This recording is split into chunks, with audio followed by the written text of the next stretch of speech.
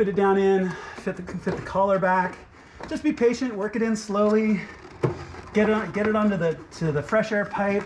If you need to move any hoses, make sure that your little grommet feet are all fitting in really nicely. And then just work it down into place until it sits completely into place. Once that's done, you can tighten your hose clamp, you can plug in your MAF sensor, and then you're almost done. We're gonna put our covers on, clean up, put everything back together, but good job, we're almost done.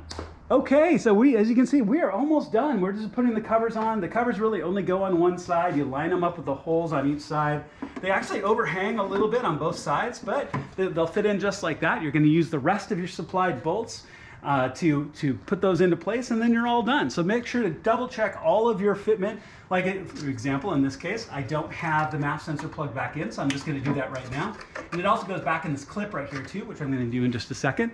But double check all of your fitment, then I'll walk you through really quickly putting your strut bar back on, putting the covers back on, and you're done. All right, so as you can see, both covers are on. Looks really, really good. Just get them to fit all into place and get your T5 bolts back in.